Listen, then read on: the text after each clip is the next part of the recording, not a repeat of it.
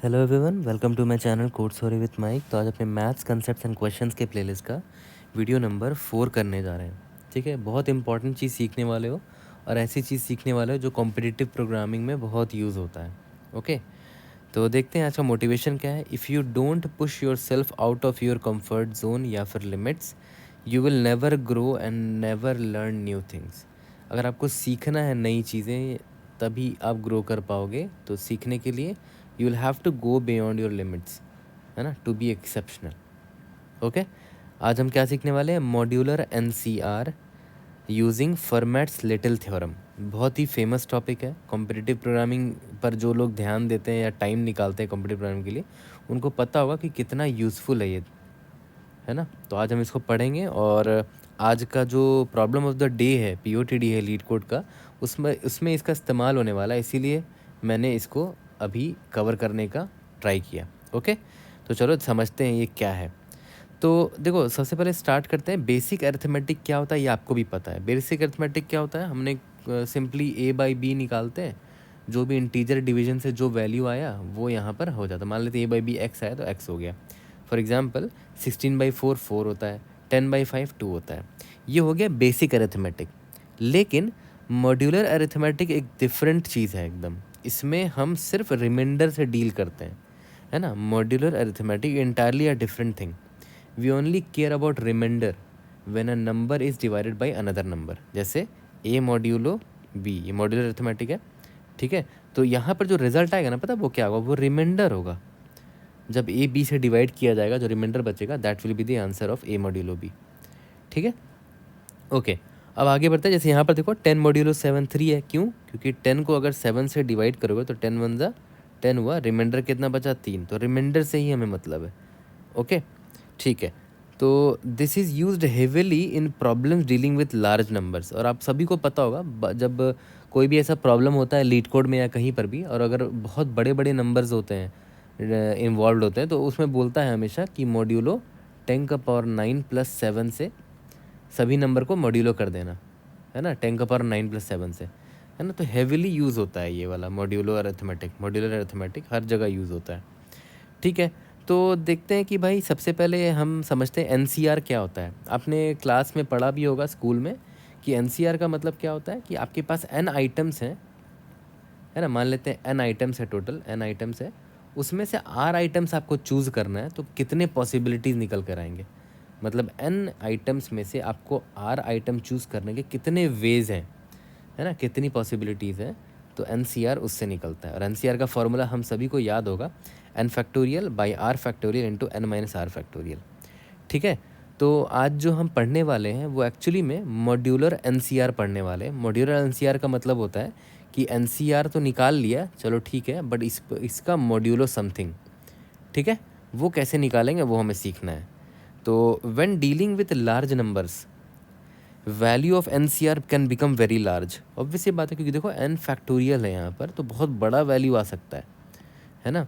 तो N C R का value बहुत बड़ा आ सकता है। इसीलिए कई बार प्रॉब्लम्स में दिया रहता है कि जो भी वैल्यू आएगी उसको आप मॉड्यूलो कर देना किसी प्राइम नंबर से।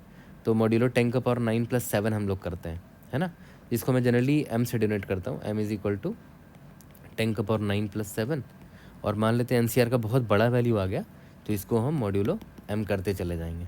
ठीक है, तो हम वही सीखने वाले हैं कि कैसे निकालेंगे इसका एन सी आर का मॉड्यूलो एम। ठीक है, so we are asked to find N C R modulo prime number, और वो प्राइम नंबर है 10⁻9+7। एग्जाम्पल मैं ले रहा हूँ कि 10⁻9, मोस्टली यही दिया रहता है 10⁻9+7। इसी को बोलते हैं मॉड्यूलर एन सी आर, है ना। हमारे वीडियो का जो टॉपिक है मॉड्यूलर एन सी आर, तो यही है actually modular N C R, कि जो एन सी आर आप निकाल रहे हो उसका आप मॉड्यूलो निकाल रहे हो 10⁻9+7 से, या फिर कोई भी प्राइम नंबर से। ओके, यहाँ तक क्लियर है? ठीक है, आगे बढ़ते हैं। तो यहाँ तक तो सब समझ में आ रहा है। तो प्रॉब्लम क्या है, क्या ज़रूरत पड़ गई मुझे इस टॉपिक को पढ़ने की, है ना। क्यों मैं पढ़ा रहा हूँ अलग से इसको? सब कुछ तो सिंपल लग रहा है। ठीक है, एनसीआर कैलकुलेट कर लेंगे, उसका मॉड्यूलो एम कर देंगे, कुछ टफ है नहीं इसमें। तो क्या प्रॉब्लम है, क्यों पढ़ रहे हैं हम लोग इस टॉपिक को, ये भी समझना ज़रूरी है। तो देखो ध्यान दो, आपको ये तो पता होगा कि मान के चलते हैं, ऐसे समझो कि 10/2 अगर मैं आपको बोलूँ इसका मॉड्यूलो 7 निकाल के दिखाओ। तो 10/2 कितना होता है? 5 होता है। 5 मॉड्यूलो 7 कितना होगा? 5 होगा। 5 ही रिमाइंडर है। या फिर 14/3 मॉड्यूलो नहीं 14/2 मॉड्यूलो 7, तो 2 7 14 हो गया, है ना। 7 मॉड्यूलो 7 0 आ गया। बट अगर ऐसा हुआ तो 3/2 मॉड्यूलो 7 है, तो 3/2 1.5 होता है, डेसिमल वैल्यू हो गया, है ना। उसका मॉड्यूलो 7 निकालना, तब कैसे निकालोगे? हमें तो ऐसा कुछ आता ही नहीं है, ठीक है। तो इस केस में देखो हम लोग क्या करेंगे। आप देखो ये 3/2 है ना, इसको आप ऐसे भी तो लिख सकते हो 3 × 1/2, ठीक है। और 1/2 को आप ये भी तो लिख सकते हो 2 का पावर -1, मतलब 2 को आप ऊपर ले आए तो मतलब इन्वर्स कर दिया तो 2 का पावर -1 भी तो लिख सकते हो भाई। 1/2 को आप 2 का पावर -1 भी तो लिख सकते हो। बस आपने क्या किया, पावर इसको ऊपर ले गए तो पावर -1 में चला गया, ठीक है। उसके बाद मॉड्यूलो 7 कर लिया। बट 2 का पावर -1 कैलकुलेट कैसे करोगे? ये सब हमें आता थोड़ी है, कैसे कैलकुलेट कर पाओगे? किसी का भी पावर -1 नेगेटिव हो वो आप नहीं कैलकुलेट कर सकते, ठीक है। तो इतना झंझट ना करने के बजाय पता है हम लोग क्या करते हैं आजकल, ये जो 2 का पावर -1 निकाल रहे हो फिर मॉड्यूलो 7 निकालोगे, ये सब निकाल नहीं सकते आप। इट्स नॉट मतलब इट्स नॉट वेरी इजी। तो ये सब ना करने की बजाय आप सिंपली पता है क्या कर लो, मॉड्यूलर इन्वर्स ऑफ 2 mod 7 निकाल लो, ठीक है। मान के चलते हैं मॉड्यूलर इन्वर्स ऑफ 2 mod 7 का वैल्यू कुछ आया, मान के चलते हैं p आया, ठीक है।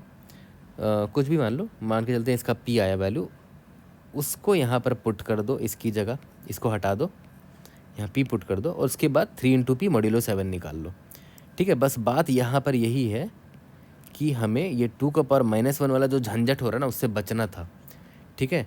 तो हमें क्या बोला गया कि मॉड्यूलर इन्वर्स ऑफ 2 mod 7 निकाल लो, जो भी आएगा वो वैल्यू उसको यहाँ पुट कर दो, करेक्ट आंसर आएगा, ओके। थोड़ा और डेप्थ में समझते हैं इसको कि आखिर में मॉड्यूलर इन्वर्स ऑफ 2 mod 7 होता क्या है। ये जो यहाँ लिखा है कि modular inverse of 2 mod 7 actually में होता क्या है वो समझते हैं। तो देखो modular inverse of 2 mod 7 actually में पता है क्या होता है, एक ऐसा वैल्यू जिसको 2 से अगर मैं मल्टीप्लाई करूँ, अभी तो मैंने इसको p मान लिया कि modular inverse of 2 mod 7 p है। एक ऐसा वैल्यू जिसको मैं p से अगर मल्टीप्लाई करूँ ना और उसका मॉड क्या है, मॉड 7 की बात हो रही है, तो उसका मॉड 7 करूँ तो यहाँ वैल्यू 1 आना चाहिए, ठीक है।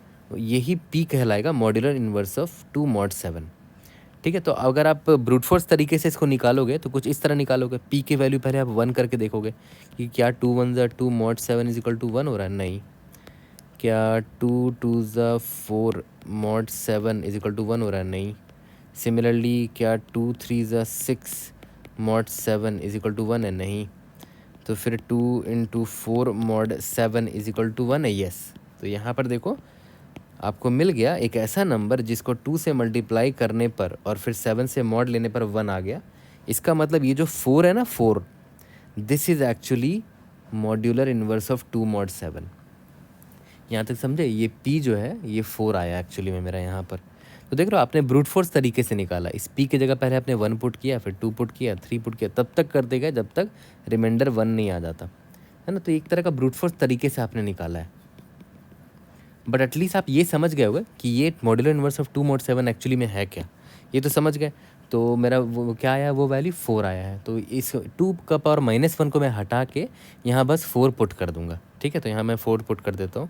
याद करो क्या था, 3 × 2 का पावर -1 था ना, तो इसको हटा के मैं यहाँ पर p पुट कर दे रहा, जो भी मेरा वैल्यू निकला यानी कि 4 पुट कर दे रहा हूँ, ठीक है। फिर उसको mod 7 ले लेंगे, यही तो था। ये रहा, इसको मैंने रिप्लेस किया p से यानी कि 4 से, कितना आ गया 3 4 12 mod 7 दैट इज कितना आ गया 5। तो एक्चुअली में this is the correct answer, है ना, this is the correct answer 5, okay. अब ये तो हो गया ब्रूट फोर्स तरीके से आपने निकाला कि भाई तब तक हमने ट्राई किया जब तक रिमाइंडर 1 नहीं आ जाता, ठीक है। तो हमें तब जाके मिला मॉड्यूलर इन्वर्स ऑफ 2 mod 7, ठीक है। तो इसी का शॉर्टकट तरीका किसने बताया हमें, फॉर्मेट भाई ने, है ना, फॉर्मेट सर ने, फॉर्मेट्स लिटिल थ्योरम, ठीक है। फॉर्मेट थ्योरम पता है क्या कहता है, वो ये बोलता है कि तुम इतना ब्रूट फोर्स करके क्यों निकाल रहे हो, एक एक करके चेक कर रहे हो, है ना। अगर तुमको ये निकालना ही था, तुम्हें क्या निकालना था, देखो तो मॉड्यूलर इन्वर्स ऑफ 2 mod 7 इसको मैं यहाँ लिख देता हूँ। तुमको निकालना क्या था वो सुनो। तुमको निकालना था मॉड्यूलर इनवर्स ऑफ 2 मॉड 7 निकालना था ना, ठीक है। इसको जनरलाइज कर देते हैं, ए मॉड एम मान लेते हैं इसको, ठीक है। आपको निकालना ये था, तो वो बोल रहा है तुम ब्रूट फोर्स तरीके ना लगा के तुम सिंपली ये फॉर्मूला लगा दो।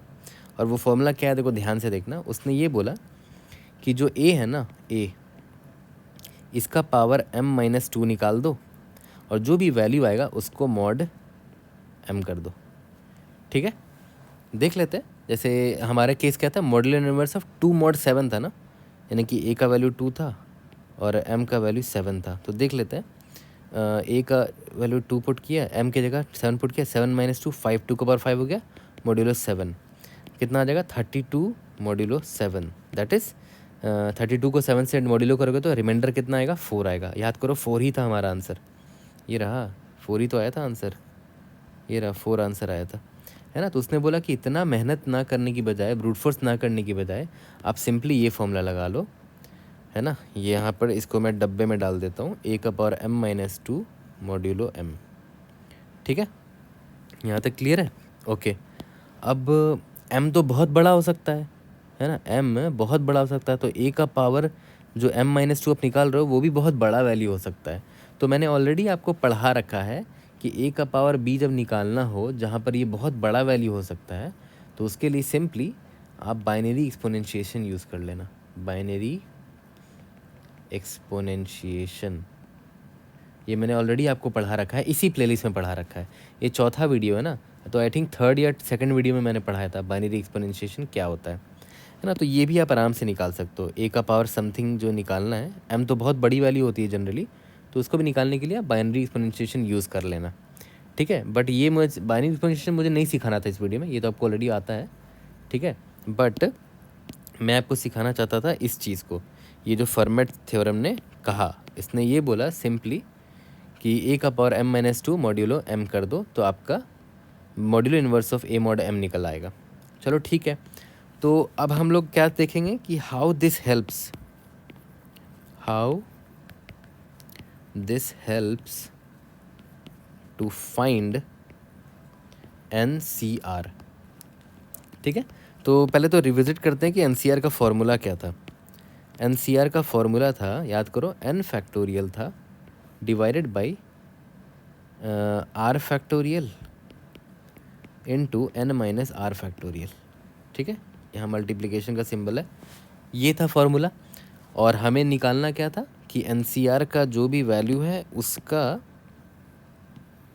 मॉड्यूलो m निकालना था। तो देखो, तो यहाँ पर भी कुछ उसी तरह का फॉर्मेट दिख रहा होगा आपको। अगर ऊपर वाले को अगर आप a मान लो, है ना, वाइट पेन से दिखाता हूँ, ऊपर वाले को अगर आप a मान लो, नीचे वाले का जो वैल्यू है उसको b मान लो, देखो तो ये a/b मॉड्यूलो m नहीं दिख रहा आपको, है ना, जो कि हमने जस्ट यहाँ पर देखा अभी, देखो तो 3/2 मॉड्यूलो m, इसी के फॉर्मेट में तो आ गया वापस से। तो इस केस में हमें क्या करना होगा, सिंपली यहाँ पर a तो ठीक है, a को मल्टीप्लाई कर देंगे किससे, modular inverse of b mod m multiplied by modular inverse of b mod m, है ना। ये निकाल लेंगे वैल्यू, फिर बाद में ये मॉड m है वो लगा देंगे। ओके, यहाँ तक क्लियर है। और वो भी फॉर्मूला हमें बड़े अच्छे से पता है। तो पहले b निकाल लो, b का वैल्यू क्या है याद है, a मेरा क्या था n फैक्टोरियल था, और b मेरा क्या है, b है मेरा r factorial multiplied by n - r factorial, है ना। तो b को मैं निकाल लूँगा पहले, b का जो भी वैल्यू होगा, तो b का जो भी वैल्यू निकल कर आएगा फिर मैं वही फॉर्मूला लगाऊंगा, b का पावर m-2, है ना, मॉड्यूलो m। ये क्या है, using format theorem, formats theorem, ठीक है। यहाँ तक क्लियर है। और जो भी वैल्यू आएगा उसको यहाँ पर मैं पुट करूँगा a इंटू बी, उसके बाद उसमें लास्ट में मॉड्यूलो m निकाल लूँगा, मेरा आंसर निकल गया, ठीक है। यहाँ तक क्लियर है। तो देखो NCR को हम बड़े आसानी से निकाल पाए, NCR मॉड्यूलो M को बड़े आसानी से निकाल पाए using formats little theorem. Okay, तो देखते हैं कि कैसे इसको हम लोग जब कोड करेंगे और कोई भी मान लेते हैं ऐसा लीड कोड का या किसी का प्रॉब्लम आता है जिसमें हमें NCR, जिसमें हमें ज़रूरत पड़ रही है NCR मॉड्यूलो M निकालने की ज़रूरत पड़ रही है, तो हम उसके लिए एक अलग से फंक्शन ही लिख लेंगे।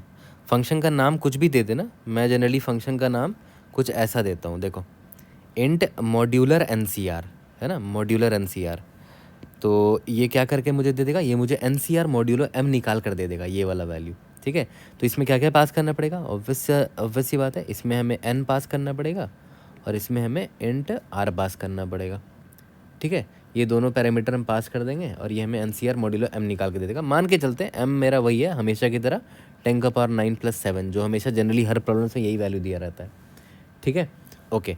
अच्छा एक बात आप खुद बताओ, जब NCR होता है ना, NCR, तो ये प्रॉपर्टी आपको पता होना चाहिए कि R नेगेटिव नहीं होना चाहिए, है ना। R अगर लेस देन 0 है तब तो गड़बड़ है, R must not be negative, और R ग्रेटर देन n नहीं होना चाहिए। ऑब्वियस है, पता R ग्रेटर देन n तो सेंस ही नहीं बनता।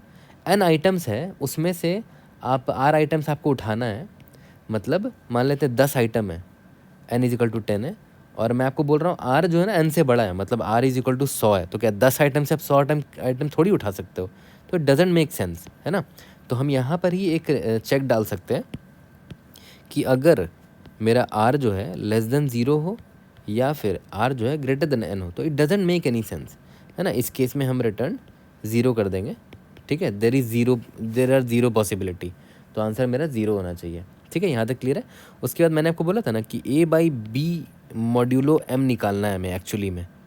ठीक है, A/B मॉड्यूलो M, जहाँ पर A याद है क्या होता था, A मेरा होता था फैक्टोरियल ऑफ n होता था, है ना, क्योंकि याद करो NCR का फॉर्मूला क्या होता था, n factorial by r factorial into n minus r factorial. तो ये मेरा A हो गया, न्यूमरेटर A हो गया ना मेरा, n फैक्टोरियल, तो यहाँ मैंने निकाल दिया। मान के चलते हैं फैक्टोरियल निकालने का आपने फंक्शन लिख रखा है already, A is equal two factorial of n।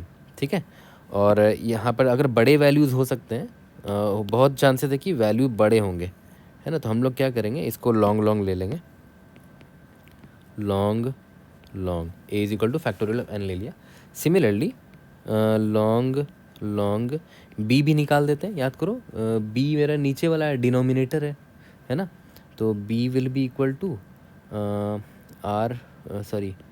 Factorial of R है, और क्या है, multiplied by factorial of n minus r है ना, यही लिखा हुआ, ये रहा, ये डिनोमिनेटर है, ये न्यूमरेटर है, ये मैंने लिख दिया। उसके बाद सिंपली फॉर्मेट थ्योरम की मदद से हम लोग क्या करेंगे, देखो तो यहाँ पर ये क्या है, A/B है ना, जिसको हम क्या बोले थे, हमने क्या लिख देंगे, A मल्टीप्लाइड बाई यहाँ पर क्या निकालेंगे, modular inverse of B mod M, है ना, यही निकालते थे। और उसका हमें फॉर्मेट थ्योरम ने हमें उसका फॉर्मूला बता दिया था कि सिंपली क्या करना है आपको, B का पावर, जो भी आपका डिनोमिनेटर है, B का पावर जो भी आपका मॉड्यूलो है m-2, है ना, उसका मॉड्यूलो m, है ना, यही बोला था उसने। तो यहाँ पर हम वही करेंगे, सिंपली B का पावर m-2 है ना, तो इसके लिए एक अलग से फंक्शन लिख देंगे, फाइंड पावर, है ना, और यहाँ पर भेज देंगे डिनोमिनेटर जो भी आपका B है, और पावर भेज देना m-2।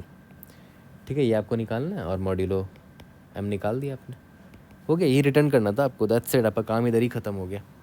ओके, और हाँ ध्यान देना कि ये factorial R into factorial M sir बहुत बड़ा वैल्यू हो सकता है, तो यहाँ पर मॉड्यूलो M कर देना, है ना। अगर प्रॉब्लम के हिसाब से देख लेना, अगर मान लेते बहुत बड़ा इनपुट है, कंस्ट्रेंट बहुत हाई है, तो इसकी वैल्यू बहुत बड़ी हो सकती है, तो यहाँ मॉड्यूलो M निकाल देना यहाँ पर। ठीक है, ओके, तो यहाँ पर नोटिस करो, हमने ये जो लिखा है ना, ये this is nothing but format little theorem, formats little theorem. ठीक है, और ये 4 लाइन का ही कोड है, देखो 1 2 3, और ये 4 लाइन का सेक्शन है यहाँ पर। इतने ही में आपका इतना बड़ा टॉपिक कवर हो गया, मॉड्यूलर NCR। ठीक है, तो देखो जनरली चैलेंज क्या होता है ना, कि इस तरह के जैसे मॉड्यूलर NCR मैंने आपको सिखा दिया और कोड दिखा दिया, तो कोड वो तो बड़ा सिंपल है, देखो 5-6 लाइन का कोड है, बट इसके बैकग्राउंड में जो चीज़ें हैं, जैसे फॉर्मेट थ्योरम क्या होता है ना, ये फार्मूला क्या है इसका, और क्यों इसका फार्मूला काम कर रहा है, एग्जाम्पल से भी मैंने आपको समझाया। यहाँ पर जो मैंने एग्जांपल दिखाया था आपको ये वाला, ये ब्रूट फोर्स वाला, ठीक है। फिर यहाँ इसका अल्टरनेटिव बताया कि फर्मेट थ्योरम में क्या फार्मूला दिया, ठीक है, ये वाला। तो ये सारी चीज़ें बैकग्राउंड में समझने में टाइम लगता है। एक बार वो समझ गए फिर तो कोड करना तो इट्स अ चाइल्ड्स टास्क, है ना। तो कोड देखो 5-6 लाइन का ही कोड था, कहानी हमारा इधर ही ख़त्म हो गया, ठीक है। तो दिस इज़ वेरी इंपॉर्टेंट कि आपको जनरली आपको थ्योरी समझने में टाइम लगेगा, कोड करना तो हमेशा आसान होता है। चाहे आप इंडस्ट्री लेवल में भी जाओगे तो डिज़ाइन करना में ज़्यादा टाइम लगेगा, डॉक्यूमेंटेशन करने में ज़्यादा टाइम लगेगा। वो once that is done, code करना इज़ वेरी ईजी, है ना। तो यही मैं आपको समझाना चाहता था, बहुत इंपॉर्टेंट टॉपिक है। और हम लोग क्या करेंगे, और आपको याद होगा कि फाइंड पावर का टाइम कॉम्प्लेक्सिटी क्या होता है, लॉग ऑफ जो भी पावर है m-2 है ना, तो लॉग ऑफ m बोल सकते हो वर्स्ट केस में। तो लॉग ऑफ m लग रहा है इसका टाइम कॉम्प्लेक्सिटी, ठीक है। लॉगरिथमिक टाइम कॉम्प्लेक्सिटी में आपने इसको निकाल दिया, और फैक्टोरियल आपने कैसे निकाला है उस पर डिपेंड करेगा आप क्या आपने इंप्लीमेंट किया है। हो सकता है फैक्टोरियल, जनरली हम लोग क्या करते हैं, फैक्टोरियल को हम लोग प्री कंप्यूट कर लेते हैं ताकि बार बार फैक्टोरियल फंक्शन कॉल ना करना पड़े। देख रहे हो यहाँ पर 3 बार फैक्टोरियल फंक्शन मैंने कॉल किया है, तो फैक्टोरियल प्री कंप्यूट करके पहले ही रख लिया करो। ये सारे मैं सजेशंस दे रहा हूँ आपको, है ना। इन चीज़ों को ध्यान से सुना करो, काम आएगा आपको, है ना। तो आज का जो POTD है लीड कोड का, इसके बाद वो अपलोड करूँगा मैं, ठीक है। बट उससे पहले ये जानना ज़रूरी था क्योंकि मैं ये वाला code as it is use करने वाला हूँ उस आज के POTD को सॉल्व करने में, है ना। लीड कोड नंबर क्या है जिसमें मैं ये यूज़ करने वाला हूँ, लीड कोड नंबर 2338। प्रॉब्लम का नाम है count the number of ideal arrays. तो वहाँ पर काउंटिंग के वक्त हमें कॉम्बिनेटर्स की ज़रूरत पड़ेगी, तो NCR निकालना पड़ता है उस केस में भी। तो उसके लिए मैं ये फंक्शन डायरेक्टली यूज़ कर लूँगा, ठीक है। तो उस वक्त मैं दोबारा पढ़ाने की ज़रूरत नहीं पड़ेगी, आप इसको रेफ़र कर लेना इस वीडियो को, ओके। तो चलो जल्दी मैं इसको भी अपलोड कर दूंगा आज, ताकि आप इसको भी सॉल्व कर सको। लीड कोड का POTD है आज का, है ना, 22 अप्रैल 2025, ओके। चलो जल्दी से इसको फिनिश करते हैं और उसके बाद नेक्स्ट वीडियो पर आएंगे हम लोग।